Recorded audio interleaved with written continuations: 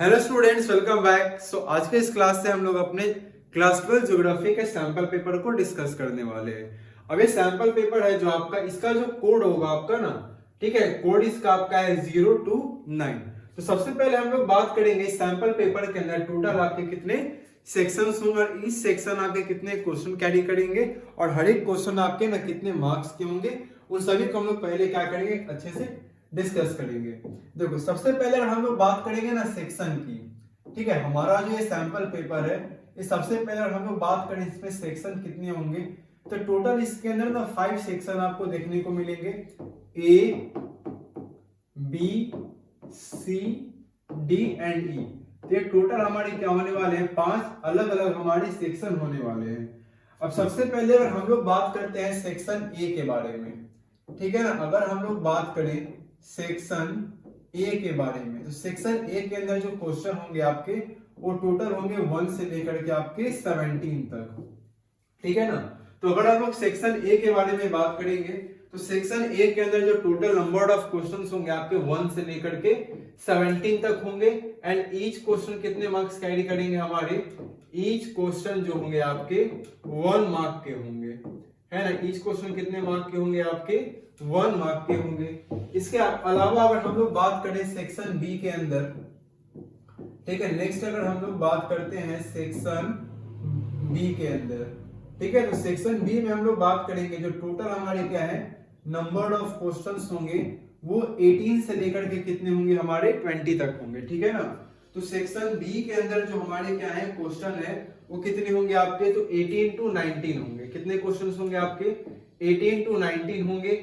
And यहाँ पर जो क्वेश्चन होंगे आपके, है ना, ईच क्वेश्चन कितने मार्क्स के होंगे आपके, तो ईच क्वेश्चन यहाँ पर हमारे 3 मार्क्स के होने वाले हैं, ठीक है। इसके अलावा अगर हम लोग बात करेंगे सेक्शन सी में, ठीक है ना, नेक्स्ट अगर हम लोग बात करते हैं सेक्शन सी के बारे में, ठीक है ना, तो अगर हम लोग सेक्शन सी के बारे में बात करें, तो यहां से जो क्वेश्चंस होंगे आपके वो 20 से लेकर के 23 तक होने वाले हैं। एंड यहाँ पर भी जो क्वेश्चन होंगे आपके, वो ईच क्वेश्चन आपके 3 मार्क्स कैरी करेंगे, है ना। कितने मार्क्स, तो ईच क्वेश्चन यहाँ पर भी आपके 3 मार्क्स क्या कर लेंगे, कैरी यहाँ पर करने वाले हैं।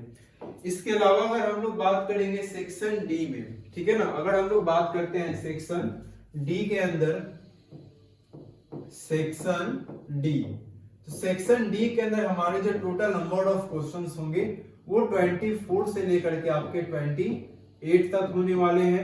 एंड यहाँ पर क्या होंगे आपके, ईच क्वेश्चन आपके कितने मार्क्स कैरी करेंगे, तो यहाँ पर जब हम लोग बात करेंगे तो ईच क्वेश्चन 5 मार्क्स हमारे कैरी करने वाले हैं। इसके अलावा हम लोग बात करेंगे लास्ट सेक्शन में अपने, वो होगा हमारा सेक्शन ई का, है ना। जो लास्ट हमारा सेक्शन है वो सेक्शन ई है। एंड यहाँ पर हमें क्वेश्चन मिलेंगे 29 एंड 30 क्वेश्चंस। एंड यहाँ पर भी जो क्वेश्चंस होंगे आपके, वो ईच क्वेश्चन आपके कितने मार्क्स कैरी करेंगे, तो यहाँ पर भी हमारे ईच क्वेश्चन 5 मार्क्स कैरी करने वाले हैं, है ना। यहाँ पर भी कितने मार्क्स कैरी करेंगे हमारे, ईच क्वेश्चन 5 मार्क्स कैरी करेंगे। तो कुल मिला के अगर हम लोग बात करें, जो हमारा क्लास 12 ज्योग्राफी का हमारा सैंपल पेपर या जो आपका क्वेश्चन होगा, वो 5 अलग अलग सेक्शंस में होंगे आपके, A B C D and E करके। सेक्शन ए के अंदर आपका ना मल्टीपल चॉइस क्वेश्चन मिलेंगे। सेक्शन बी में आपको क्वेश्चन मिलेंगे 2, एक क्वेश्चन आपका 3 मार्क्स का होगा सिमिलरली। और ये आपके ना सोर्स बेस्ड क्वेश्चन होंगे, है ना। कैसे क्वेश्चन होंगे, तो सेक्शन बी जो होगा ना, वो आपका कैसा क्वेश्चन होगा, तो वो आपके सोर्स बेस्ड क्वेश्चन होने वाले हैं। वहीं जब बात करेंगे हम लोग सेक्शन सी में, तो सेक्शन सी के अंदर आपको टोटल जो क्वेश्चंस मिलने वाले हैं, टोटल नंबर ऑफ क्वेश्चंस आपके 4 होने वाले हैं। एंड ईच क्वेश्चन आपके 3 मार्क्स कैरी करेंगे। इसके अलावा अगर हम लोग बात करेंगे सेक्शन डी में, तो यहाँ पर जो क्वेश्चंस होंगे आपके 24 से लेके 28, यानी कि यहाँ पर आपके 5 क्वेश्चंस होने वाले हैं और हर एक क्वेश्चन आपके 5 मार्क्स को कैरी करेंगे। एंड लास्ट जब हम लोग बात करेंगे सेक्शन ई के अंदर, और सेक्शन ई जो होगा ना, वो आपका मैप बेस्ड क्वेश्चन होगा, है ना। सेक्शन ई कैसा होगा आपका, तो सेक्शन ई आपके मैप बेस्ड होने वाले हैं। क्वेश्चन नंबर 29 और क्वेश्चन नंबर आपके 30। एंड यहाँ पर जो ईच क्वेश्चन होंगे आपके, वो 5 मार्क्स क्या करने वाले हैं, कैरी करने वाले हैं। चलो तो स्टार्ट करेंगे हम लोग अपने सैंपल पेपर के डिस्कशन को। देखेंगे सबसे पहला हमारा जो सेक्शन है सेक्शन ए, इसमें देखो पहला क्वेश्चन बोला गया आपका the human poverty index measures the shortfall in human development on the basis of which parameters, है ना। क्वेश्चन देखो बोला गया है अगर हम लोग ना बात करते हैं ह्यूमन पॉवर्टी, है ना, द ह्यूमन पॉवर्टी इंडेक्स के मेजर्स को, जब मैं ह्यूमन पॉवर्टी इंडेक्स के मेजर्स के बारे में बात की जा रही है तो क्या होता है आपका एक शॉर्टफॉल होता है आपका कहां पर, तो ह्यूमन डेवलपमेंट में। किसके बेसिस पर, तो कौन से ऐसे फॉलोइंग पैरामीटर्स हैं जिनके बेसिस पर हम इसको बताएंगे। देखो सबसे पहले क्या बोला गया आपका option, the adult literacy rate and the life expectancy at birth. इसके अलावा हमारा है access to resources in terms of purchasing power. Third हमारा है the number of small children who are underweight, and last हमारा है द नंबर ऑफ, है ना, the number of children enrolled in the school. अब देखो पॉइंट यहाँ पर क्या बोला था ना कि ह्यूमन पॉवर्टी इंडेक्स है, तो ह्यूमन पॉवर्टी जब इंडेक्स के बारे में बात करेंगे तो कहीं ना कहीं यहाँ पर किससे मेजर किया जा रहा है, आपके गरीबी से, पॉवर्टी से। तो यहाँ पर जब बात करेंगे तो adult literacy rate and life expectancy at birth आपकी नहीं आएगी। इसके अलावा हम लोग जब बात करेंगे resources terms of purchasing power, ये भी आपके नहीं आएंगे। इसके अलावा हमारा लास्ट ऑप्शन जो था the number of children enrolled in the school, ये ऑप्शन भी आपके क्या हो जाएंगे, यहाँ पर गलत होंगे। यानी कि जब अगर आप बात करते हो ना ह्यूमन पॉवर्टी इंडेक्स मेजर्स करने की शॉर्टफॉल में, जो कि कहां पर आएगा आपका ह्यूमन डेवलपमेंट, तो किस बेसिस पैरामीटर के बेसिस पर हम लोग इसको बोलेंगे, तो हम लोग इसको बोलेंगे the number of small children who are underweight, है ना, अंडरवेट में आएगा। तो यानी कि आपका ऑप्शन नंबर यहाँ पर क्या होगा, सी हमारा करेक्ट आंसर हो जाएगा। चलो आगे हम लोग बात करेंगे क्वेश्चन नंबर सेकंड में। देखो क्वेश्चन नंबर सेकंड में बोला जा रहा है हमारा there are two statements marked as assertion A and reason R. Mark your answer as per the codes provided below.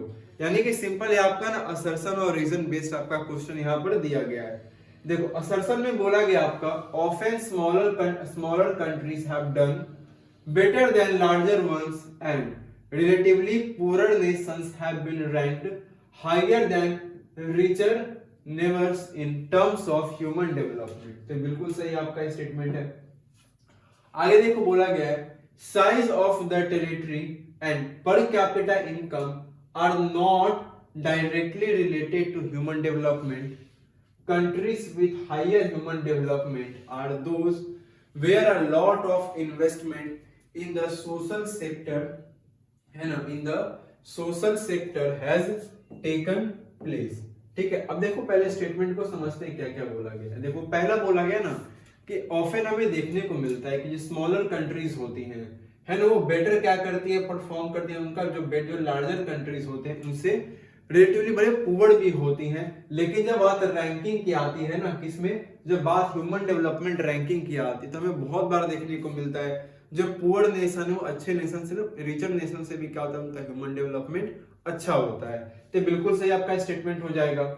इसके अलावा आपका है size of territory and per capita income.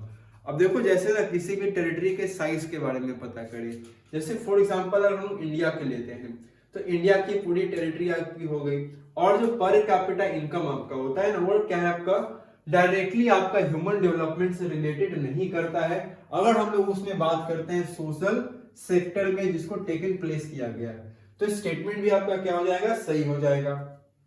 देखो आंसर में क्या आपका स्टेटमेंट दिया गया है, both A and R are correct but R is not the correct explanation of A, है ना। देखो पहला जो स्टेटमेंट हमारा है इसमें बोला गया कि ए एंड बी दोनों क्या होंगे, आपके सही होंगे, लेकिन आर क्या है आपका, ए का आपका क्या है ना, करेक्ट आपका एक्सप्लेनेशन नहीं है। नेक्स्ट हमारा है both A and R are true and R is the correct explanation of it. तो पहला तो हमने समझना है कि दोनों स्टेटमेंट हमारे क्या है, सही है। तो बोला गया यहाँ पर both A and R are incorrect, तो सी तो गलत हो गया हमारा। नेक्स्ट है A is correct but R is incorrect, तो ये दोनों भी हमारे गलत हो जाएंगे। अब देखो असर्शन रीजन बेस्ड क्वेश्चन में क्या बोला गया है, दोनों सही तो है, लेकिन क्या आर जो है आपका ए का करेक्ट एक्सप्लेनेशन यहाँ पर हो रहा है या फिर नहीं? तो सेंटेंस के अकॉर्डिंगली हमारा जो रीजन है वो असर्शन ए का क्या हो रहा है, करेक्ट एक्सप्लेनेशन हो रहा है। यानी कि हमारा यहाँ पर जो ऑप्शन होगा वो ऑप्शन बी हमारा क्या होगा, यहाँ पर करेक्ट हो जाएगा। चलो आगे हम लोग देखेंगे अपने नेक्स्ट क्वेश्चन, क्वेश्चन नंबर 3। इसमें देखो बोला गया है which of the following statements are correct related to rural marketing centers। अब देखो जब बात हम लोग किसके बारे में कर रहे हैं, रूरल मार्केटिंग सेंटर्स के बारे में, तो कौन सा ऐसा स्टेटमेंट है या कौन से आपके ऑप्शंस हैं जो कि करेक्ट होंगे। तो करेक्ट ऑप्शन को आपको क्या करना है, बताना है। चलो पहला स्टेटमेंट हमारा बोला गया है rural marketing centres cater to nearby settlement, है ना। इसके अलावा हमारा है rural marketing centres are quasi urban trading centres of the most rudimentary type. तीसरा हमारा है they offer manufactured goods as well as many specialised markets develop, example market for labour, housing, semi और फिनिश्ड प्रोडक्ट्स। एंड लास्ट हमारा है personal and professional services are not well develop this form local collecting and distributing centres. तो statement के बारे में हम लोग one by one देखते हैं। देखो पहला जो बोला गया था कि रूरल मार्केटिंग सेंटर्स क्या होते हैं, वो आपके नियर बाय सेटलमेंट्स को क्या करते हैं, कैटर करते हैं। तो ये स्टेटमेंट कंप्लीटली हमारा क्या है, सही है। इसके अलावा हमारा बोला गया है rural marketing centres are quasi urban, है ना। जब रूरल मार्केटिंग सेंटर्स के बारे में हम लोग बात करते हैं तो ये कैसे होते हैं, आपके क्वासी अर्बन सेंटर्स होते हैं आपके मोस्ट, है ना, रुडिमेंटरी टाइप्स में। तो ये स्टेटमेंट भी क्या होगा, आपका सही हो जाएगा। यानी कि देखो 1 और 2 हमारा यहाँ पर दोनों सही हो रहा है। तो देखिए जहां पर 1 और 2 हमें मिलेगा, नहीं मिलेगा वो गलत हो जाएगा। यानी कि देखो यहाँ पर बी में 1 और 3 है, 2 तो है नहीं, तो बी गलत हो जाएगा हमारा। सी के अंदर 1 को मेंशन नहीं किया गया, यानी कि ऑप्शन सी भी हमारा क्या है, गलत है। अब पॉइंट रह गया हमारा फर्स्ट एंड सेकंड, तो फर्स्ट सेकंड हमारा दोनों में क्या है, तो ऑप्शन नंबर ए में भी दिया गया और आपके ऑप्शन नंबर डी के अंदर भी दिया गया है। अब हम लोग बात करेंगे थर्ड में। देखो बोला गया है they offer manufactured goods as well as many specialised markets develop. तो ये स्टेटमेंट बिल्कुल यहाँ पर क्या हो जाएगा, गलत हो जाएगा। जब ये गलत है तो ऑफ कोर्स जो आपका फोर्थ नंबर है वो सही हो जाएगा। यानी कि यहाँ पर भी क्या होगा, आपका ऑप्शन नंबर हमारा ए क्या होगा, क्वेश्चन नंबर 3 का करेक्ट होगा। चलो नेक्स्ट हम लोग बढ़ेंगे क्वेश्चन नंबर अपने 4 में। देखो क्वेश्चन नंबर 4 में बोला गया है arrange the following facts related to the history of international trade in sequence. अब देखो इंटरनेशनल ट्रेड के बारे में बोला गया है, तो कुछ यहाँ पर हमें क्या दिए गए हैं, फैक्ट्स दिए गए हैं जिनको हमें क्या करना है, सीक्वेंस वाइज क्या करना है, अरेंज करना है। अब जब सीक्वेंस वाइज हम लोग बात करेंगे तो जो चीजें पहले हुई हैं उसको सबसे पहले रखेंगे, जो चीजें बाद में हुई हैं उसको बाद में अरेंज करते जाएंगे, रखते जाएंगे। तो करेक्ट हम लोग क्या करेंगे, यहाँ पर एक सीक्वेंस अपने बनाएंगे। चलो सबसे पहले हम लोग बात करेंगे कि आपका बोला गया statement the silk route is an early example of long distance trade connecting Rome to China along the 6000 kilometre route. ठीक है, आगे बढ़ते हैं। नेक्स्ट क्या है हमारा, after the disintegration of the Roman Empire, European commerce grew during 12th and 13th century with the development of ocean ongoing warship trade between Europe and Asia grew and Americas were discovered। इसके अलावा देखेंगे और क्या statement लिया गया है। इसके अलावा देखो बोला गया है स्टेटमेंट के अंदर हमारा थर्ड में 15th century onwards the Europeans colonialism began and along with trade of exotic commodities a new form of trade emerged which was called slave trade। and last हमारा है during the World Wars 1 and 2 countries imposed trade taxes and quantitative restrictions for the first time। अब देखो हमें इसको क्या करना है ना, सीक्वेंस वाइज में अरेंज करना है। तो जाहिर सी बात है सिल्क रूट सबसे पहले आएगा आपका, यानी कि स्टेटमेंट 1 क्या हो जाएगा, आपका गलत हो जाएगा। मतलब स्टेटमेंट 1 आपका सबसे पहले आएगा। अब स्टेटमेंट सेकंड का देखो हम लोग आगे देखेंगे। देखो यहाँ पर बात किया गया आपके 13th सेंचुरी का, ध्यान से अगर समझेंगे तो सेकंड के अंदर ना बात की गई आपके 13th सेंचुरी की एंड थर्ड में बात की आपके 15th सेंचुरी की, और हमें कंफर्मेशन है कि सिल्क रूट आपका क्या आएगा, सबसे पहले आएगा। और अगर आपको यहाँ पर भी डाउट है तब आगे अगर स्टेटमेंट देखोगे अपने स्टेटमेंट नंबर 4 को, तो यहाँ पर वर्ल्ड वॉर 1 वर्ल्ड वॉर 2 के बारे में बात की गई है। तो सीक्वेंस वाइज जब आप बात करते हो, आप बोलोगे सर 4th नंबर तो सबसे लास्ट में आएगा, उससे पहले हम लोग देखेंगे तो कौन सा हो जाएगा हमारा 15th सेंचुरी, यानी कि इससे पहले हमारा क्या हो जाएगा, थर्ड हो जाएगा। एंड इससे पहले दिया गया हमारा 13th सेंचुरी का, तो सेकंड हमारा क्या हो जाएगा, इसके और पहले चला जाएगा।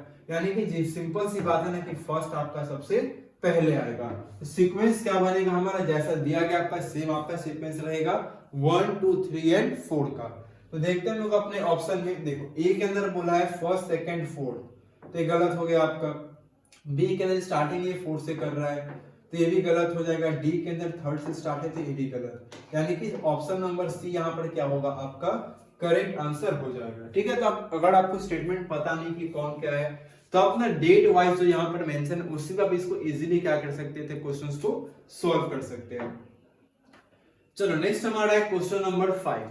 देखिए क्वेश्चन नंबर 5 में क्या बोला जा रहा है, the act of opening up economies for trade by bringing down trade barriers like tariffs and allowing goods and services from everywhere to compete with domestic products and services is called। मतलब यहाँ पर simply एक definition अगर आपको याद होगी तो आप इसका इजीली क्या कर पाओगे, आंसर दे पाओगे। क्वेश्चन में बोला गया आपका जो एक्ट आपका है ना, वो ओपनिंग अप इकोनॉमीज, ताकि इकोनॉमीज आपकी क्या हो सके, ओपन हो सके। किस लिए, तो ट्रेडिंग के लिए। तो हम लोग इसमें क्या करते हैं, ब्रिंगिंग करते हैं डाउन, जितने भी ना ट्रेड बैरियर्स हम लोग लगाते हैं, जैसे टैरिफ्स वगैरह होते हैं, उन सबको खत्म करते हैं एंड अलाउ करते हैं कि जब गुड्स एंड सर्विसेज आपके ना हर जगह से आए और डोमेस्टिक मार्केट में क्या हो सके, चीजें कंपीट हो सके, जिससे यहाँ के लोकल लोगों को क्या मिलता है, काफी ज्यादा बेनिफिट मिलेगा। तो इसको हम लोग बोलते क्या है, क्या ये आपका डंपिंग है, क्या ये आपका ट्रेड लिबरलाइजेशन होगा, या फिर आपका ये बैलेंस ऑफ ट्रेड होगा, या फिर आपका ये बायलैटरल ट्रेड होगा। तो सिंपली इसको हम लोग क्या बोलते हैं, तो ये हो जाएगा आपका ट्रेड लिबरलाइजेशन, यानी कि ऑप्शन नंबर यहाँ पर क्या है, तो ऑप्शन नंबर बी आपका यहाँ पर क्या हो जाएगा, करेक्ट होगा। चलो नेक्स्ट हम लोग आएंगे क्वेश्चन नंबर 6 में। देखेंगे क्या बोला गया आपका, arrange the following states in order of their population from highest to the lowest. अब देखो हाईएस्ट से आपको लोवेस्ट क्या करना है, पॉपुलेशन को बताना है। तो सिंपल ध्यान रखेंगे, हम लोग बात करेंगे, देखो अगर करंट हम लोग डेटा के हमारे पास अवेलेबल नहीं है, क्योंकि सेंसस हमारे पास अभी हाल फिलहाल में हुए नहीं है। जो प्रीवियस आपकी सेंसस हुई थी वो कब हुई थी, जो प्रीवियस ना सेंसस हुई थी आपकी वो 2011 के अंदर में हुई थी, है ना। प्रीवियस जो सेंसस हुई थी वो 2000 कब हुई थी, आपकी 11 के अंदर में हुई थी। तो 2011 के अंदर अगर हम लोग बात करते हैं सेंसस के बारे में, ठीक है ना, तो अगर हम लोग बात करेंगे 2011 के सेंसस के अकॉर्डिंगली, तो 2000 सेंसस के अकॉर्डिंगली 11 में, है ना, अगर हम लोग बात करते हैं, ठीक है, 2011 सेंसस के अकॉर्डिंगली अगर आप क्या करते हो ना, बात करते हो, तो सबसे पहले देखेंगे सेंसस। तो सबसे जो पहला आपका मोस्ट पॉपुलर आपका स्टेट है वो तो हो जाएगा आपका उत्तर प्रदेश। क्लियर है ना, उत्तर प्रदेश हो जाएगा। लेकिन उससे पहले हम लोग क्या करते हैं ना, सेंसस के बारे में थोड़ा सा समझते हैं। देखो सबसे पहले जो सेंसस आपका इंडिया में किया गया था वो कब किया गया था, आपका 1881 के अंदर। ठीक है, अगर हम लोग इंडिया में क्या करते हैं, फर्स्ट टाइम सेंसस को कंडक्ट करने की बात करते हैं, तो कब किया गया था, आपका 1881 के अंदर में किया गया था। ठीक है ना, 1881 के अंदर में क्या किया गया था, आपका किया गया था। एंड इस टाइम के अगर हम लोग बात करते हैं ना, तो यहाँ पर इस टाइम पे ना ब्रिटिश वगैरह क्या थे, ब्रिटिश यहाँ पर रूल था। ठीक है ना, और अगर ब्रिटिश रूल के अलावा हम लोग बात करें, ठीक है ना, अगर ब्रिटिश रूल के अलावा हम लोग बात करें कि 1881 के अंदर जो आपका क्या किया गया था, सेंसस को कंडक्ट किया गया था। इससे पहले देखो तो फर्स्ट आपका था कि फुल फ्लेज में इसको क्या किया गया था, कंडक्ट किया गया था। लेकिन इससे पहले भी अगर आप बात करते हो तो 1872 में आपका सेंसस कंडक्ट किया गया था, है ना, लॉर्ड मेयो के द्वारा। है ना, लॉर्ड कौन थे उस टाइम पर, मेयो थे आपके। तो लॉर्ड मायो के द्वारा क्या किया गया था आपका सेंसस पहले 1872 में कंडक्ट किया गया था, लेकिन फुल्ली लीगल तरीके से, फुल्ली फुल फ्लेज एक अच्छे डेटा के बेसिस पर इसको 1881 के अंदर में क्या किया गया था, कंडक्ट किया गया। और जो प्रीवियस हमारा सेंसस हुआ है, ठीक है ना, अगर हम लोग क्या करते हैं ना, प्रीवियस सेंसस की बात करते हैं, तो जो प्रीवियस हमारे कंट्री में सेंसस किया गया था वो 2011 के अंदर में किया गया था। 1881 में जब हमारा सेंसस कंडक्ट किया गया था, तो इस टाइम पर अगर इंडिया के वायसराय की हम लोग बात करेंगे तो वो कौन होते हैं आपके, तो लॉर्ड रिपन क्या होते हैं इंडिया के उस टाइम पर वायसराय होते हैं। ठीक है, तो अभी हम लोग बात करेंगे, देखो करेंटली क्योंकि ना डेटा हमारे पास अवेलेबल होती है, लेकिन हम लोग बात करेंगे यहाँ पर सेंसस 2011 के अकॉर्डिंगली। जब सेंसस 2011 के अकॉर्डिंगली हम लोग जाते हैं, सो इंडिया के अंदर जो सबसे हाईएस्ट पॉपुलेशन आपको देखने को मिलता है जिस स्टेट का, वो स्टेट कौन सा होगा आपका, उत्तर प्रदेश होगा। उत्तर प्रदेश के अलावा जो सेकंड आपका हाईएस्ट पॉपुलेशन स्टेट बना, ठीक है ना, पहले हम लिख लेते हैं। सबसे पहला क्या हो जाएगा आपका उत्तर प्रदेश, यहाँ की पॉपुलेशन सबसे ज्यादा है। उत्तर प्रदेश के बाद हम लोग बात करते हैं महाराष्ट्र में, है ना। उत्तर प्रदेश के बाद अगर पॉपुलेशन कहीं सबसे ज्यादा है तो वो कहां पर आपके हैं, महाराष्ट्र में। महाराष्ट्र के बारे में आगे हम लोग बात करें तो महाराष्ट्र के बाद हमारा बिहार है, एंड सबसे लास्ट में यहाँ पर ऑप्शंस के अकॉर्डिंगली हमारे वेस्ट बंगाल हो जाएंगे, है ना। कौन हो जाएंगे, हमारे वेस्ट बंगाल। यानी कि देखो ऑप्शन नंबर थर्ड सबसे पहले होगा, ऑप्शन नंबर थर्ड और किसी में पहले आपका दिया नहीं गया है। इट मींस आपका जो ऑप्शन नंबर सी होगा इसका करेक्ट आंसर हो जाएगा। चलो आगे हम लोग बढ़ेंगे क्वेश्चन नंबर 7 में। देखो क्वेश्चन नंबर 7 में क्या बोला गया है, there are 4 distinct phases of population growth identified in India over the last 1 century. अब देखो पिछले 100 सालों का डेटा आपका है, तो ओवर द लास्ट जब ना हम लोग 1 सेंचुरी के बारे में बात करते हैं, तो ये 4 डिस्टिंक्ट फेजेस देखने को मिला इंडिया के अंदर में पॉपुलेशन ग्रोथ का। तो बोला गया आपका identify the phase from the given description. तो गिवन डिस्क्रिप्शन से आपको क्या करना है, तो उस फेज ऑफ पॉपुलेशन को आपको क्या करना है, आइडेंटिफाई करना है। चलो देखते हैं क्या हमारा डिस्क्रिप्शन दिया गया है। This period is referred to as the period of population explosion in India. अब देखो ये जो पीरियड हमारा है ना, सो ये पीरियड मेनली किसके बारे में बताया गया आपका, तो ये ऐसा पीरियड है जिसके अंदर में हमें देखने को मिलता है पॉपुलेशन एक्सप्लोजन होता है इंडिया में, which was caused by a rapid fall in the mortality rate। क्योंकि इसके मेन रीजन क्या थे आपके, तो रैपिड फॉल आपको देखने को मिलता है किसके अंदर, मोर्टेलिटी रेट में, but a high fertility rate of population in the country. लेकिन इसके बाद में क्या था, कंट्री के अंदर जो आपका बोलते हैं हम लोग ना कि क्या है, फर्टिलिटी रेट आपका है पॉपुलेशन का कंट्री का, वो काफी ज्यादा आपका हाई था। The average annual growth rate was as 2.2%। और जो एवरेज हमें देखने को मिलता है एनुअल ग्रोथ वो कितना था आपका, तो एवरेज एनुअल ग्रोथ आपका 2.2% था। It is in this period that developmental activities were introduced through a centralized planning process and economy started showing up, ensuring the improvement of living conditions of people at large. और यही एक ऐसा period था जिसमें क्या होता है आपका, डेवलपमेंट एक्टिविटीज हमें देखने को मिलते हैं, इनको इंट्रोड्यूस किया जाता है आपका एक सेंट्रलाइज्ड प्लानिंग प्रोसेस के थ्रू, है ना, एंड इकोनॉमी स्टार्टेड होती है आपकी शोइंग अप करना, इंप्रूवमेंट, एंड इसी से हमें देखने को मिलता है कि इंप्रूवमेंट हमें देखने को मिले लिविंग कंडीशंस के अंदर लोगों में एक लार्ज स्केल पर। एंड लास्ट आपका है consequently there was a high natural increase and higher growth rate. और इसी कारण हमें देखने को मिलता है कि हायर नेचुरल क्या होता है आपका, हाई नेचुरल इंक्रीज हमें देखने को मिलता है, हायर आपका ग्रोथ रेट भी यहाँ पर होता है। तो कौन सा फेज आपकी पॉपुलेशन का है, क्या फेज आपका 1900 फेज 1 है जो कि आपका 1901 से 1922 तक चला था, क्या आपका ये सेकंड फेज है जो कि आपका 1921 से 1951 तक चला था, क्या आपका ये थर्ड फेज है जो कि 1951 से 1981 तक चला था, या फिर आपका ये फोर्थ फेज है जो कि 1981 के बाद से आपका प्रेजेंट टाइम तक चल रहा है। इसको देखो अगर थोड़ा बहुत अपना आइडेंटिफाई करोगे तो यहाँ पे ना कुछ एक स्टेटमेंट है, आप उन स्टेटमेंट को थोड़ा सा ध्यान देखोगे तो चीजें आप इजीली समझ पाओगे। देखो यहाँ पर बोला गया है क्या, सेंट्रलाइज्ड प्लानिंग प्रोसेस को इंट्रोड्यूस किया गया। तो ध्यान होगा आपको, अगर ना सेंट्रलाइज्ड प्लानिंग प्रोसेस, आपने इकोनॉमी इसको अच्छे से पढ़ा भी होगा, है ना। क्या होता है ना, इंडिपेंडेंस के बाद हमें देखने को मिलता है कि इंडिया में क्या होता है ना, प्लानिंग कमीशन आता है। इंडिया में क्या होता है आपका, तो इंडिपेंडेंस के बाद हमें देखने को मिलते हैं इंडिया में क्या, सो इंडिया के अंदर हमें प्लानिंग कमीशन देखने को मिलते हैं, है ना। प्लानिंग कमीशन आते हैं आपके इंडिया में, जो कि किससे इंस्पायर था, आपका यूएसएसआर से, है ना। प्लानिंग कमीशन जो हमारी है इसको हमने अडॉप्ट किया, किस कंट्री से इंस्पायर हमारी है, ये यूएसएसआर से उस टाइम पर इंस्पायर थी।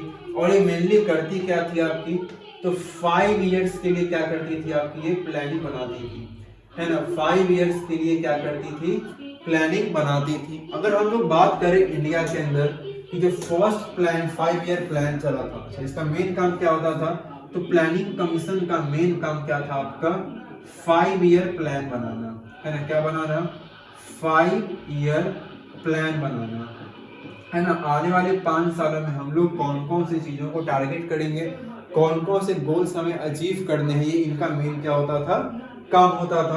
तो अगर हम लोग पहले 5 ईयर प्लान की बात करें तो जो फर्स्ट आपका 5 ईयर का प्लान था वो कब से कब तक चला था आपका, तो वो चला था आपके 1951 से लेकर के 1956 तक। अच्छा, बेस किसके ऊपर था, तो याद रखना हैरेट डोमर मॉडल पर ही आपका बेस था। सेकंड 5 ईयर प्लान की जब हम लोग बात करते हैं तो जो सेकंड आपका 5 ईयर प्लान था वो 1956 से लेकर के आपका 1961 तक चलता है।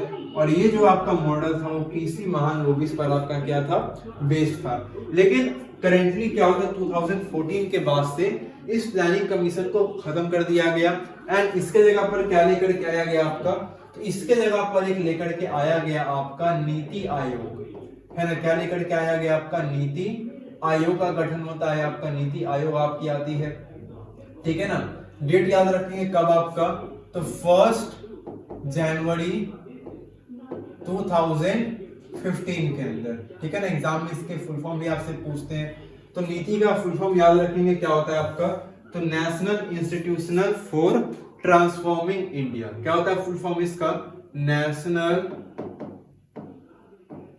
इंस्टीट्यूशनल, है ना, नेशनल इंस्टीट्यूशन फॉर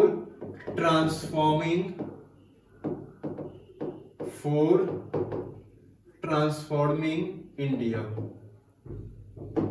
ठीक है ना। अगर करेंटली हम लोग बात करें तो हमारे जो प्लानिंग कमीशन है, तो प्लानिंग कमीशन के जो चेयरमैन होते हैं वो चेयरमैन कौन है, तो प्लानिंग कमीशन के जो आपके चेयरमैन है वो नरेंद्र मोदी जो कंट्री के पीएम होते हैं। एंड सीईओ की बात करेंगे तो हमारे बीवीआर सुब्रमण्यम, ठीक है। तो हमारे क्या सीईओ हैं कौन, बीवीआर सुब्रमण्यम, नीति आयोग के। चलो आगे हम लोग बात करेंगे। अच्छा, इसमें हमारा पॉइंट क्या छूट गया, आंसर हमने नहीं देखा। देखो आंसर इसका जो हो जाएगा आपका ना, तो अगर हम लोग देखो बात करेंगे तो प्लानिंग कमीशन इंट्रोड्यूस कब की गई थी आपकी, 1951 में। तो यहाँ पर जो आएगा आपका ना आंसर आपका हो जाएगा ऑप्शन नंबर आपका सी, यानी कि कौन सा फेज होगा आपका, फेज 3 होगा, जो कि 1951 से लेकर के आपके 1981 तक रहा था। चलो नेक्स्ट हमारा है क्वेश्चन नंबर 8। इसमें देखो बोला गया है the objective of protective irrigation is to, है ना। अगर हम लोग बात करेंगे ना प्रोटेक्टिव इरिगेशन की, तो जो प्रोटेक्टिव आपका इरिगेशन होता है इसका मेनली क्या होता है, ऑब्जेक्टिव क्या होता है। तो पहला बोला गया आपका protect the crops from adverse effects of soil moisture deficiency, या फिर हमारा होगा provide sufficient soil moisture in the cropping season two achieve high productivity, या फिर हो जाएगा आपका double water input per unit area of cultivated land so that multiple cropping can be done, या फिर हो जाएगा हमारा increase the productivity of soil. तो जब बात करेंगे हम लोग ना प्रोटेक्टिव इरिगेशन की, तो जो प्रोटेक्टिव इरिगेशन होता है आपका उसका मेन क्या ऑब्जेक्टिव क्या होता है आपका, to protect the crops from adverse effects of soil moisture deficiency, यानी कि ऑप्शन नंबर ए यहाँ पर क्या होगा आपका करेक्ट हो जाएगा। चलो आगे हम लोग बात करेंगे क्वेश्चन नंबर 9 में। क्वेश्चन नंबर 9 में देखो बोला गया है, ये भी आपका क्या है, स्टेटमेंट बेस्ड यानी कि असर्शन रीजन बेस्ड आपका क्वेश्चन है। देखो क्वेश्चन में बोला गया आपका there are two statements marked as assertion A and reason R mark your answer as per the codes provided below. ठीक है, चलो देखते हैं पहला असर्शन क्या बोला जा रहा है। देखो असर्शन में बोला गया आपका there has been a significant increase in agricultural output and yield of many crops such as rice and wheat among the other crops like sugarcane, oilseeds and cotton। ठीक है, इसके अलावा देखो बोला गया आपका due to improvement in technology during the last 50 years। ठीक है, रीजन देखते हैं क्या बोला गया है।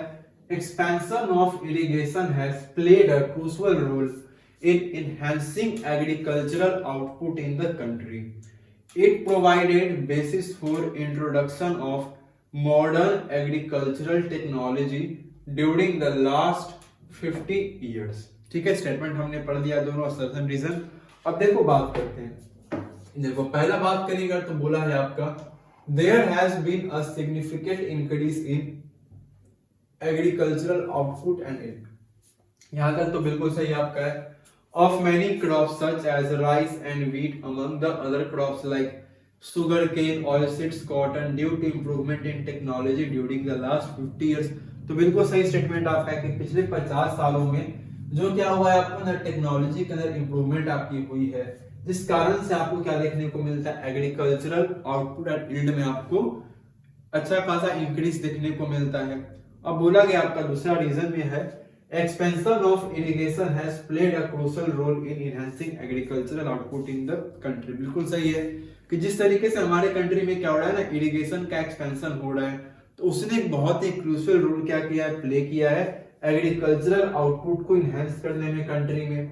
It provided basis for introduction, और इसी ने क्या किया है, एक बेसिस प्रोवाइड किया है introduction of modern agricultural technology को ड्यूरिंग द लास्ट 50 years। तो दोनों स्टेटमेंट यहाँ पर आपके क्या है, सही है। और जब दोनों स्टेटमेंट आपके सही है तो स्टेटमेंट ऑप्शन सी और ऑप्शन डी तो कंप्लीटली क्या हो जाएगा आपका यहाँ पर गलत होगा। अब हमें देखना है कि जो रीजन आर है ये असर्शन ए का क्या है, करेक्ट एक्सप्लेनेशन है या फिर ये नहीं है। ठीक है, तो यहाँ पर अगर हम लोग बात करेंगे, देखो अब क्योंकि दोनों एक दूसरे आपके स्टेटमेंट क्या करते हैं, रिलेट कर रहे हैं, यानी कि आपका यहाँ पर जो आंसर हो जाएगा वो ऑप्शन नंबर क्या हो जाएगा आपका बी हो जाएगा कि both A and R are correct and R is the correct explanation of A. ठीक है, तो ऑप्शन बी यहाँ पर हमारा क्या होगा, क्वेश्चन नंबर 9 का करेक्ट होगा। चलो आगे हम लोग देखते हैं क्वेश्चन नंबर अपने 10 में। देखो क्वेश्चन नंबर 10 में बोला जा रहा है हमसे identify the statement that is not true with regard to watershed management. देखो यहां पर बोला गया आपके ना वाटर शेड मैनेजमेंट के बारे में। अब जब वाटर शेड मैनेजमेंट के बारे में हम लोग बात करेंगे तो उससे रिलेटेड हमें कुछ यहाँ पर दिए गए स्टेटमेंट हमें दिए गए हैं, और जो स्टेटमेंट क्या है आपके ट्रू नहीं है उनको हमें क्या करना है, बताने हैं। देखो पहला स्टेटमेंट क्या है हमारा, it refers to efficient management and conservation of surface and ground water sources. तो बिल्कुल सही स्टेटमेंट हमारा है। ठीक है, watershed management includes judicious use of all resources both natural and human with a watershed. तो ये statement भी आपका क्या है, सही हो जाएगा। नेक्स्ट हमारा है थर्ड में, water shade management aims at bringing about balance between natural resources on the one hand and society on the other. तो ये भी स्टेटमेंट आपका क्या हो जाएगा, सही हो जाएगा। अब बचा एक, यानी कि क्या है, the success of water shade development solely depends upon the state government. तो स्टेटमेंट भैया बिल्कुल क्या हो जाएगा आपका गलत हो जाएगा, यानी कि स्टेटमेंट 4 आपका क्या हो जाएगा, सही आंसर हो जाएगा, क्योंकि हमें यहाँ पर क्या करना है, नॉट करेक्ट वाले आंसर क्या देने हैं, बताने हैं। तो ऑप्शन नंबर डी यानी कि स्टेटमेंट 4 जो आपका है वो स्टेटमेंट 4 क्या है हमारा, गलत है। चलो नेक्स्ट हमारा है क्वेश्चन नंबर 11। देखो बोला गया आपका a group of students were conducting research on water pollution level in Delhi. ठीक है ना, अच्छा क्वेश्चन आपका है। अब देखो कुछ स्टूडेंट्स हैं, मतलब स्टूडेंट्स का एक ना ग्रुप है, तो उन स्टूडेंट्स का जो ग्रुप है वो मेनली क्या कर रहा है आपका, तो वो एक रिसर्च को कंडक्ट कर रहे हैं, है ना। वो लोग क्या कर रहे हैं, तो वो लोग एक रिसर्च को कंडक्ट कर रहे हैं, किसमें, किसके ऊपर, तो वाटर पॉल्यूशन के लेवल के ऊपर। कहां पर, दिल्ली के अंदर। Which organization will students need to visit to gather information on water quality. तो वाटर क्वालिटी के बारे में क्या होगा, इंफॉर्मेशन उनको कहां से मिलेगा, है ना। तो वाटर वगैरह के बारे में उनको कहां से क्या मिलेगा, वाटर पॉल्यूशन वगैरह के बारे में उनको जो इंफॉर्मेशन है वो कहां से मिलेगी। पहला आपका है दिल्ली पॉल्यूशन कंट्रोल कमेटी, ये इंफॉर्मेशन नहीं दे पाएंगे इसके बारे में। Indian council of environmental research, ये भी इंफॉर्मेशन नहीं दे पाएंगे इसके बारे में। National water development agency NWDA, ये भी नहीं देंगे। तो लास्ट वर्ष क्या हमारा सेंट्रल पॉल्यूशन कंट्रोल बोर्ड। तो स्टेटमेंट डी क्या हो जाएगा आपका यहाँ पर सही होगा, यानी कि जो ऑप्शन नंबर डी आपका है वो क्या होगा, करेक्ट होगा। अब देखो इस क्वेश्चन में कुछ और इंपॉर्टेंट पॉइंट्स क्या समझेंगे। देखो जैसे एग्जाम में डायरेक्टली क्वेश्चन आपके यहाँ से हो सकते नहीं भी आए, लेकिन हो सकता है कुछ आपसे, क्योंकि एमसीक्यू बेस्ड क्वेश्चन है तो आपसे ना फुल फॉर्म वगैरह आप एग्जाम में पूछे जा सकते हैं, तो आप सबका क्या रखोगे, फुल फॉर्म भी याद रखोगे। जैसे हम लोग पहले की बात करें, क्या जी आपका DPCC, इसका फुल फॉर्म क्या है आपका, Delhi pollution control committee. Next हमारा ICER, इसका फुल फॉर्म क्या है आपका, Indian council of environmental research. And next हमारा है NWDA, इसका हमारा national water development agency. And last आपको मालूम है CPCB का, सेंट्रल पॉल्यूशन कंट्रोल बोर्ड का। इस फुल फॉर्म को आप क्या रखोगे, याद रखेंगे। चलो नेक्स्ट हमारा है क्वेश्चन नंबर 12, और क्वेश्चन नंबर 12 क्या आपका मैच द फॉलोइंग वाला क्वेश्चन है। चलो देखिए क्वेश्चन में क्या बोला आपका, तो जाहिर सी बात है ना, विच, अच्छा मैच द फॉलोइंग नहीं है, क्या बोला आपका है, which one of the following is incorrectly matched. अच्छा देखो यहाँ पर मैच किया गया है, तो कौन सा जो आपका स्टेटमेंट है ना वो इनकरेक्टली आपका मैच किया गया है, इसके बारे में आपको बताने हैं। देखो तो मेनली क्या आपका स्टेट यहाँ पर है, और यहाँ पर आपका क्या कोल माइनिंग सेंटर है। तो वेस्ट बंगाल के बारे में बात करेंगे, तो वेस्ट बंगाल में जो कोल माइन आपका रानीगंज, ये बिल्कुल सही हो जाएगा आपका। तमिलनाडु के अंदर में क्या आपका कोल माइन है, तो तमिलनाडु के अंदर अगर हम लोग बात करते हैं ना कोल माइन की, तो तमिलनाडु के अंदर जो आपका कोल माइन है वो नेवेली है, ये भी क्या हो जाएगा आपका सही हो जाएगा। इसके अलावा देखो अगर हम लोग बात करते हैं, है ना, इसके अलावा अगर हम लोग क्या करेंगे, बात करते हैं महाराष्ट्र के अंदर, तो महाराष्ट्र के अंदर जो आपका कोल माइन है, यहाँ पर क्या दिया गया आपका, तो महाराष्ट्र के अंदर जो कोल माइन आपका है ना उसमें दिया गया आपका कौन सा, तो यहाँ पर दिया गया आपका कोरबा। देखो कोरबा यहाँ पर नहीं आएगा आपका, इनकरेक्टली आपका मैच है, ठीक है ना। ओडिशा में क्या आपका तालचा है, तो बिल्कुल सही है। देखो महाराष्ट्र और हम कोल माइन के बारे में बात करेंगे, तो महाराष्ट्र के अंदर ना जो और दूसरे आपके क्या है कोल माइंस है, ठीक है, तो वो क्या हो जाएंगे आपके गलत हो जाएंगे, ठीक है ना, मतलब वो आपके क्या हो जाएंगे, सही होंगे, ठीक है। तो चलो आगे हम लोग बात करेंगे, यानी कि टोटल यहाँ पर क्या हो जाएगा, जो इनकरेक्टली आपका मैच है, ठीक है ना, जो इनकरेक्टली हमारा मैच है वो महाराष्ट्र है और कोरबा है, ये दोनों आपस में क्या है, महाराष्ट्र के साथ जो कोरबा है वो इनकरेक्टली आपका क्या हो जाएगा, मैच होगा, यानी कि आंसर यहाँ पर आपका सी क्या होगा, सही हो जाएगा।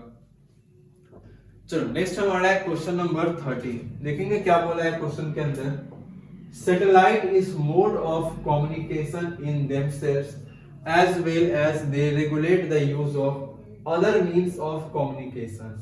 देखो बोला जा रहा है कि सैटेलाइट क्या है आपका, तो सैटेलाइट आपका ना मोड ऑफ क्या है, कम्युनिकेशन है ना, in themselves as they regulate use of other means of communication. Choose the correct satellite system used by India. तो इंडिया ना कौन सी आपकी सैटेलाइट सिस्टम को यूज करती है, आपको क्या करना है, आंसर में बताना है ना, कि इंडिया क्या करती है आपकी, कौन से सैटेलाइट सिस्टम को यूज करती है। देखो पहला आपका है Indian remote sensing satellite system, ये गलत आपका है। दूसरा है आपका Indian space research organisation ISRO. तो ये तो बिल्कुल सही है ना, आप आराम से बता पाओगे। यहीं से हम लोग आंसर फाइंड करते हैं। देखो जहां पर स्टेटमेंट आपका ट्रू नहीं होगा वो आंसर आपका पहले से ही क्या हो जाएगा, गलत हो जाएगा। यानी कि ए के अंदर देखो ट्रू नहीं है, ये तो पहले ही गलत हो गया आपका। बी के अंदर भी ट्रू नहीं है, बी भी आपका गलत हो जाएगा। डी के अंदर भी ट्रू नहीं, तो डी भी आपका गलत हो जाएगा। यानी कि जो ऑप्शन नंबर सी आपका है वो यहाँ पर क्या होगा, आपका करेक्ट आंसर हो जाएगा। यानी कि इंडिया देख एक तो इसरो का यूज करता है या सैटेलाइट सिस्टम यूज करता है, इसके अलावा India Indian national satellite system को भी यूज करता है, जिसको कि हम लोग क्या बोलते हैं, इनसैट बोलते हैं। यानी कि यहाँ पर ऑप्शन सी, यानी कि इंडिया जो सैटेलाइट सिस्टम को यूज करता है वो इसरो भी है एंड वो आपका इनसैट भी है। चलो आगे हम लोग बढ़ेंगे। नेक्स्ट हमारा है क्वेश्चन नंबर 14। देखो क्वेश्चन नंबर 14 में बोला जा रहा है हमसे क्या है, सेतु भारतम परियोजना launched by the Indian government aims to achieve. अब देखो यहाँ पर सेतु भारतम एक परियोजना थी, ठीक है ना, जिसको लॉन्च किसके द्वारा किया गया था, तो सेतु आपका जो भारतम परियोजना है ये लॉन्च आपकी की गई थी इंडियन गवर्नमेंट के द्वारा। तो जब ये इंडियन गवर्नमेंट के द्वारा क्या की गई थी ना, लॉन्च की गई थी, तो इसका मेन हम लोग बात करेंगे, ठीक है ना। इसके बारे में अगर हम लोग बात करेंगे तो मेन इसका ना एम क्या था, ठीक है ना, इसकी मेन क्या होते हैं ना ऑब्जेक्टिव की अगर हम लोग बात करेंगे तो इसका ना मेन ऑब्जेक्टिव क्या था। अब जैसे बात करेंगे सेतु भारतम परियोजना के बारे में, इसका एक डेट काफी इंपॉर्टेंट होगा आपके लिए कि इसको कब लॉन्च किया गया था। जब लॉन्चिंग डेट के बारे में हम लोग बात करेंगे तो इसका जो लॉन्चिंग डेट आपका होता है वो कब आपका है, तो लॉन्चिंग डेट याद रखेंगे मार्च 4 को है। कब है आपका, मार्च 4 2016 को इसका क्या होता है, लॉन्चिंग होता है। एंड इसके अगर हम लोग ना ऑब्जेक्टिव की बात करेंगे, क्या था इसके अंदर एम क्या था इसको लॉन्च करने का, देखो पहला बोला गया आपका development of state roads along coastal border areas, है ना, पहला तो पॉइंट है। इसका जो मेन एम था आपका वो किस चीज के लिए था, तो इसका जो मेन एम था आपका वो क्या था कि स्टेट रोड्स का development along coastal border areas से, तो ये गलत हो जाएगा आपका। इसके अलावा डेवलपमेंट ऑफ बॉर्डर रोड्स, ये भी गलत आपका है। इसका हम लोग बात करेंगे construction of more water veg, तो ये भी गलत है। यानी कि जो करेक्ट हमारा आंसर है वो हो जाएगा आपका ऑप्शन नंबर बी। यानी कि इसका मेन एम क्या था, the construction of about 1500 major bridges. देखो सिंपली सेतु का मतलब क्या होता है, तो सेतु का मतलब ही ब्रिज होता है आपका, है ना, सेतु का मतलब ही क्या होता है आपका, ब्रिज होता है, पुल होता है। तो एग्जाम के अंदर कुछ इन पॉइंट्स को भी आप याद रखोगे तो आपको ना क्वेश्चन बनाने में काफी ज्यादा क्या होगी, हेल्प मिलेगी, ठीक है। तो 1500 मेजर ब्रिजेस क्या करना, बनाना, एंड 200 रेल बनाना किसके ऊपर, ओवर ब्रिज के ऊपर, एंड रेल को बनाना किसके अंडर में, ब्रिजेस के अंडर में। इसका क्या था, मेन एम था इसका। तो ऑप्शन बी हमारा यहाँ पर क्या हो जाएगा, इस क्वेश्चन का करेक्ट आंसर होगा। चलो नेक्स्ट हम लोग बात करेंगे क्वेश्चन नंबर 15 में। देखो क्वेश्चन नंबर 15 में बोला गया आपका read the graph and answer the following questions number 15 to 17। चलो ठीक है, ये ग्राफ बेस्ड क्या दिया गया आपका, क्वेश्चन दिया गया है, ठीक है ना। तो यहाँ पर एक ग्राफ दिया गया है, इसी ग्राफ से आपसे क्वेश्चन नंबर 15 पूछेंगे एंड क्वेश्चन नंबर आपसे 16 भी पूछेंगे एंड इवन आपसे क्वेश्चन नंबर 17 भी पूछेंगे। तो ग्राफ हमारे लिए क्या है, काफी ज्यादा इंपॉर्टेंट है। अब देखिए ग्राफ में एग्जैक्टली बोला क्या गया है। देखो यहाँ पर कुछ कंट्रीज दी गई है, ठीक है, और उन कंट्रीज का क्या होगा, पॉपुलेशन क्या है, यहाँ पर आपका वो मेंशन किया गया है, ठीक है। तो अलग अलग कंट्रीज के पॉपुलेशन यहाँ पर आपके मेंशन किए गए हैं। तो according to the bar graph आपको बोला गया है question identify the highest populous country. अब देखो एज पर 2011 के बारे में हम लोग बात करें तो उस टाइम तक तो क्या था, सबसे जो पॉपुलस हम कंट्री की बात करते हैं तो वो चाइना था। अभी कौन है, इंडिया है, लेकिन हम लोग इंडिया कंसिडर नहीं करते हैं क्योंकि अभी हमारे पास सेंसस नहीं है। कुछ रिपोर्ट्स हैं जो बताते हैं कि इंडिया आपका मोस्ट पॉपुलस क्या है कंट्री, लेकिन उन सभी फैक्ट को हम लोग क्या करेंगे, साइड रखेंगे। हमें आंसर कहां से देने, अपने बार ग्राफ से, हमें जो यहाँ पर ग्राफ दिया गया है उस ग्राफ के अकॉर्डिंगली हमें यहाँ पर आंसर देने हैं। जब ग्राफ आप रीड करोगे तो इस ग्राफ के अकॉर्डिंगली यहाँ पर आपको दिख रहा है कि जिस कंट्री का सबसे ज्यादा पॉपुलेशन है वो कंट्री कौन सी है, तो वो कंट्री आपकी कौन है, चाइना है ना। कंट्री कौन सी आपकी है, चाइना है, यानी कि ऑप्शन डी आपका क्या हो जाएगा, क्वेश्चन नंबर 15 का करेक्ट होगा। चलो आगे हम लोग बात करेंगे, नेक्स्ट क्या है आपका, अब देखो the following question is for visually impaired candidates, मतलब ये विजुअली इंपेयर्ड जो कैंडिडेट्स हैं उनके लिए क्या आपका ये क्वेश्चन है। देखो क्वेश्चन सेम है, पॉपुलस कंट्री बताना है, उनको नेम बताना है, जाहिर सी बात है ना कौन होगा, चाइना होगा। ऑप्शन डी आपका क्या है, करेक्ट आंसर हो जाएगा। चलो आगे हम लोग बात करेंगे, identify the African country that has very high population. अब देखो हमें क्या करना है ना, अफ्रीकन कंट्री के बारे में बताना है जिसका पॉपुलेशन सबसे ज्यादा है। तो पहले तो बात करेंगे अफ्रीकन कंट्री है कौन आपका इसके अंदर, तो अफ्रीकन कंट्री वो कौन सी है जिसका पॉपुलेशन इस ग्राफ के अकॉर्डिंगली सबसे ज्यादा है। तो कौन सी कंट्री हो जाएगी आपकी, तो वो हो जाएगी आपकी नाइजीरिया, है ना। कौन सी हो जाएगी आपकी, तो वो नाइजीरिया हो जाएगी आपकी, यानी कि यहाँ पर जो करेक्ट आपका आंसर हो जाएगा 16 का ऑप्शन नंबर क्या होगा आपका, डी करेक्ट आंसर हो जाएगा। चलो आगे हम लोग बढ़ेंगे, नेक्स्ट क्वेश्चन हमारा है, अब देखो ये क्वेश्चन आपका किनके लिए है, तो जो विजुअली इंपेयर्ड कैंडिडेट्स हैं उनके लिए यहाँ पर क्या दिया गया है, क्वेश्चन ये दिया गया है। क्वेश्चन में देखो बोला गया है what does the term population distribution refer to, यानी कि यहाँ पर आपको एक टर्म देखने को मिल रहा है, वो टर्म कौन सा है आपका, तो वो टर्म आपका है पॉपुलेशन डिस्ट्रीब्यूशन का।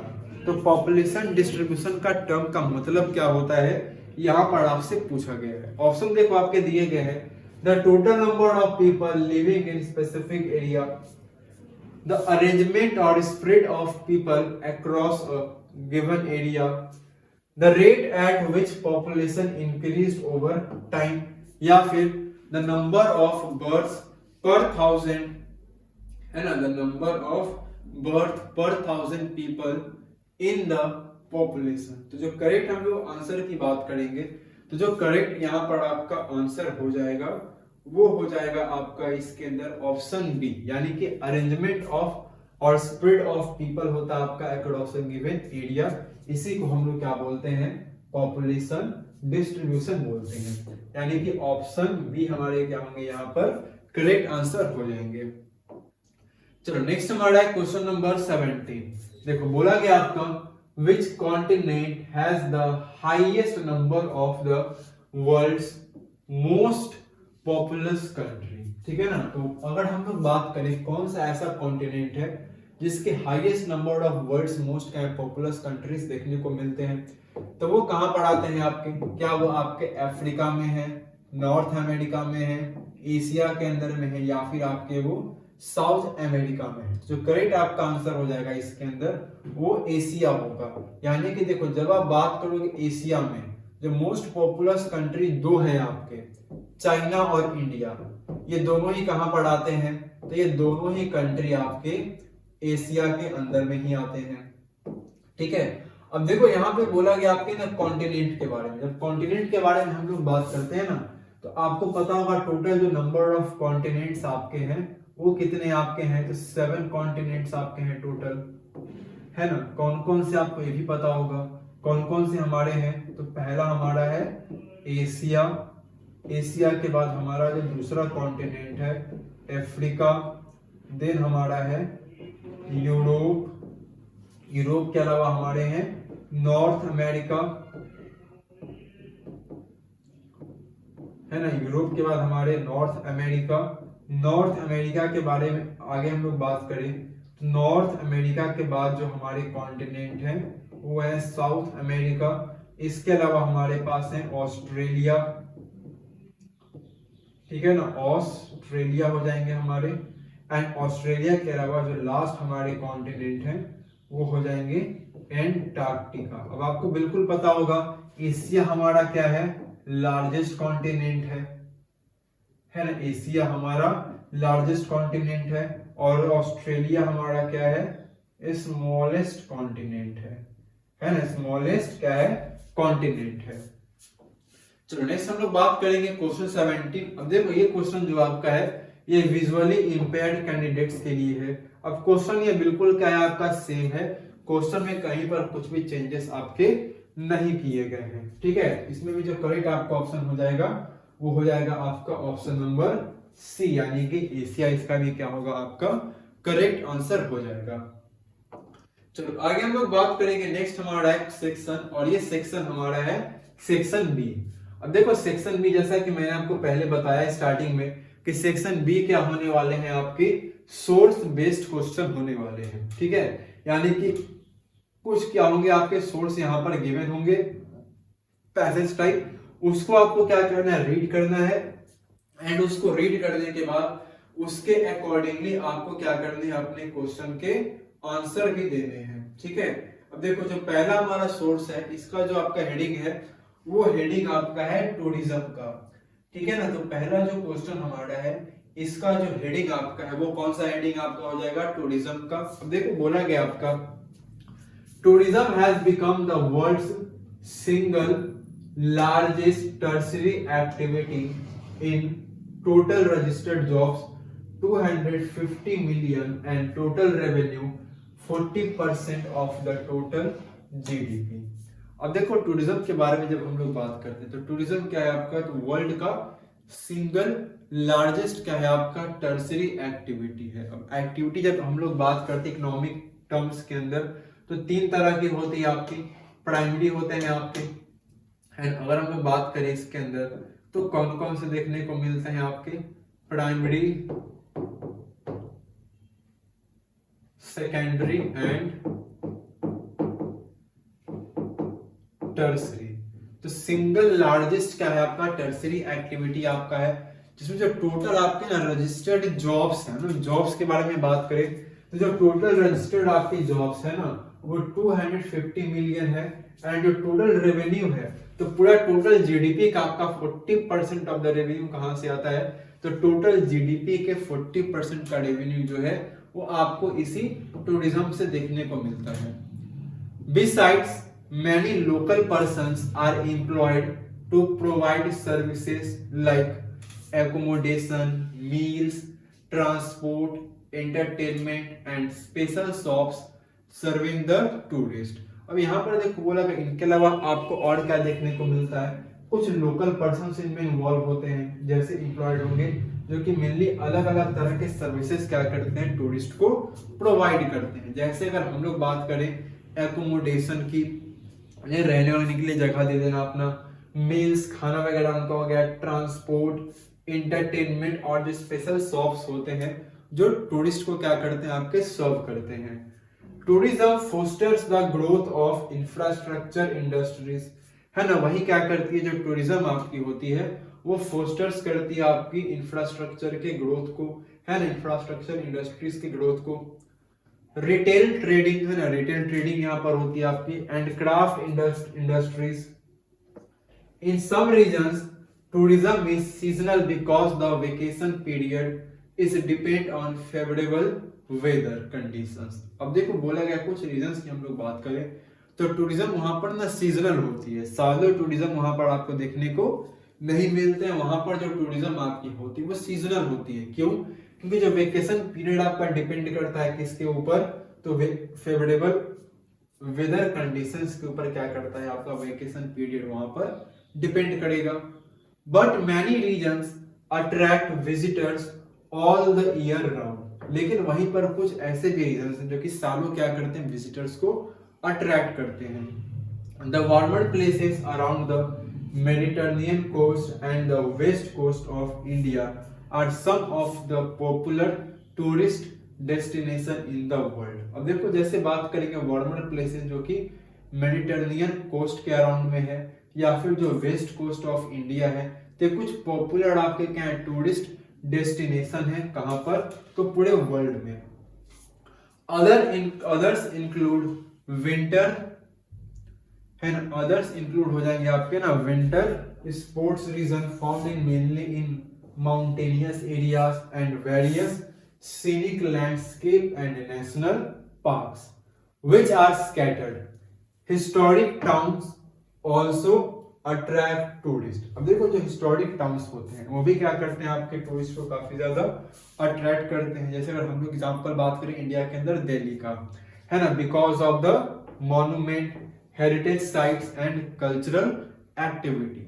तो हमारे हो गए सोर्स। अब देखेंगे इस सोर्स के बेस पर हमारे क्वेश्चंस क्या क्या दिए गए हैं। देखो अब जब बात करेंगे सोर्स के बारे में, देखो क्वेश्चन देखो पहला बोला गया है व्हाट कॉन्स्टिट्यूट्स टूरिज्म, है ना, टूरिज्म को क्या क्या जो कॉन्स्टिट्यूट करते हैं, कॉन्स्टिट्यूट करते हैं आपके टूरिज्म को। देखो बोला गया आपका travel undertaken for purposes of recreation rather than business. यानी कि देखो इसमें जो आंसर आपका बोला गया है वो आंसर में बोला जा रहा है हमसे कि ट्रैवल जो होता है आपका undertaken for purpose of recreation.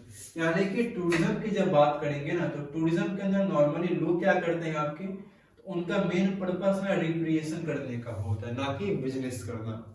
Next हमारा है list two renowned global tourist destination. तो हमने जस्ट देखा अपने पैसेज के अंदर क्या क्या नेम दिया गया था आपका, the Mediterranean coast and the west coast of India. ये दो क्या है आपके रिनॉल्ड ग्लोबल टूरिस्ट डेस्टिनेशन है पूरे ही वर्ल्ड के अंदर। चलो लास्ट हमारा क्वेश्चन है थर्ड। इसमें देखो बोला गया है tourism has become the largest tertiary activity in the world, comment. जैसे स्टार्टिंग देखो हमने पढ़ा सोर्स में कि टूरिज्म क्या है आपका लार्जेस्ट, आपका क्या है टर्शियरी एक्टिविटी है वर्ल्ड के अंदर में। इसके ऊपर आपको क्या करना है, कुछ कमेंट करना है, ठीक है। तो देखते हैं क्या कमेंट हम लोग करेंगे। देखो आंसर आपका है tourism has become the world's single largest tertiary activity in total registered jobs 250 million and total revenue 40% of the total GDP. Besides, many local people are employed to provide services like accommodation, meals, transport, entertainment, and special shops serving the tourist. Tourism fosters the growth of infrastructure industries, retail, trading and craft industries, ठीक है। तो आपके इसमें answer हो जाएंगे। चलो next हम लोग बात करेंगे। नेक्स्ट हमारा देखो एक सोर्स दिया गया है। इस सोर्स में देखो क्या बोला गया है, तो study the following table and answer the question. अब देखो एक टेबल बेस्ड हमें यहाँ पर क्या दिया गया है, क्वेश्चन दिया गया है। तो एक आपको यहाँ पर टेबल देखने को मिल रहा है, इसको मैं अच्छे से क्या करने हैं, रीड करने हैं एंड इसके अकॉर्डिंगली कुछ क्वेश्चन हमें दिए होंगे, उसका हमें क्या करना है, आंसर देना है। देखो सबसे पहले बात करेंगे टेबल में, तीन अलग अलग आपके यहाँ पर क्या है कॉलम दिए गए हैं। पहला देखो जो कॉलम आपका यहाँ पर है वो बोला गया आपका level of human development, score आपका है डेवलपमेंट इंडेक्स के अंदर कितना है, और नंबर ऑफ कंट्रीज के बारे में बात है। देखो पहले अगर हम लोग बात करेंगे level of human development very high है, ठीक है, और इसमें जो स्कोर किया गया आपका डेवलपमेंट इंडेक्स एवं कितना आपका है 0.800, कितने कंट्री का है, 66 कंट्री का है। दूसरा हाई की बात करेंगे ह्यूमन डेवलपमेंट लेवल, तो कितना के बीच में आ रहा है आपका 0.700 अप टू कितना है आपका 0.798। इसमें कितने कंट्री आपके हैं, 53 कंट्रीज हैं। तीसरा हम लोग बात करेंगे मीडियम, तो किसके बीच में आपका है 0.550 से लेकर के आपका 0.699 तक आपका है। इसके अंदर कितने कंट्रीज आपके इंक्लूड हैं, इसके अंदर टोटल आपके 37 कंट्रीज इंक्लूड हैं। वहीं जब बात करेंगे लो की, है ना, ह्यूमन डेवलपमेंट का जो लेवल है वो लो है, और ये किसके बिलो में आएगा आपका, तो 0.549 के बिलो में आएगा। और ये कितने कंट्रीज के अंदर इंक्लूड आपके हैं, तो टोटल आपके 33 कंट्री क्या है इंक्लूड है। और ये जो ह्यूमन डेवलपमेंट आपका रिपोर्ट है, ये ह्यूमन डेवलपमेंट रिपोर्ट आपका ईयर 2000 का है, ठीक है। अब देखेंगे इसके बेस पर क्या क्या क्वेश्चन हमें दिए गए हैं। देखो पहला जो क्वेश्चन हमें दिया गया है, इसमें बोला गया है identify the human development score for the countries classified as having medium human development. अब देखो जब मीडियम ह्यूमन डेवलपमेंट के बारे में बात करेंगे तो कितना आपका है 0.550 से लेके आपका 0.699 तक दिया गया है। तो सेम यहाँ पर आप आंसर लिख लेंगे हम लोग, ठीक है ना। कितना हो जाएगा आपका, ठीक है ना, मीडियम लेवल हो जाएगा आपका। चलो आगे हम लोग बात करेंगे question, what can you infer about the well being of people living in countries with high level of human development. अब देखो बोलेंगे कि जैसे आपको क्या करना है, बताना है किसके बारे में, आपको क्या इंफॉर्मेशन मिलती है वेल बीइंग ऑफ पीपल के बारे में, जो कि कहां पर रहते हैं, आपके high level of human development index में रहते हैं। सिंपल वहां पर क्या होगी, जब लिटरेसी रेट की बात करेंगे तो उनकी लिटरेसी रेट काफी हाई होगी, बर्थ रेट वहां पर कम होगा, डेथ रेट भी वहां पर कम होंगे, और हाई लाइफ क्या होगी वहां पर, एक्सपेक्टेंसी होगी। चलो आगे हम लोग बढ़ेंगे थर्ड एंड लास्ट क्वेश्चन में।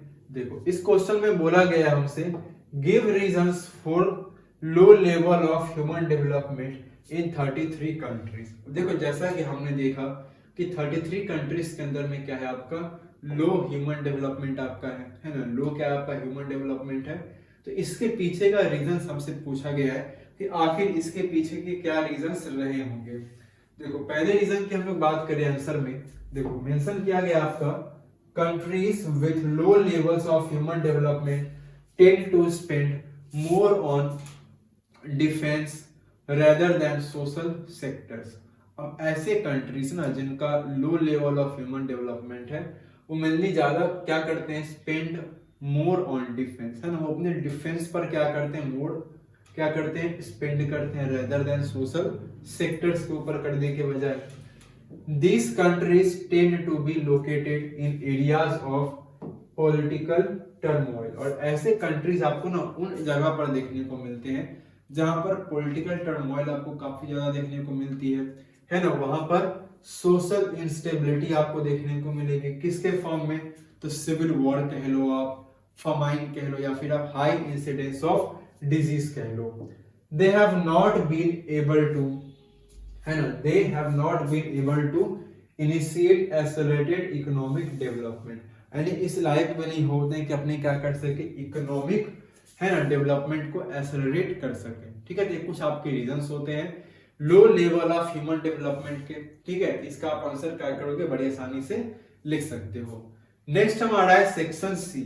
अब देखो जब ना हम लोग बात करेंगे अपने सेक्शन सी के बारे में, तो सेक्शन सी के जो हमारे जितने भी क्या होंगे ना इंपॉर्टेंट क्वेश्चंस होंगे, उसको हम लोग क्या करेंगे अपने नेक्स्ट क्लास में बहुत ही अच्छे से इन डिटेल हम लोग कवर करेंगे। सो आज के इस क्लास यहीं पर अपने एंड करते हैं, तब तक के लिए thank you and take care.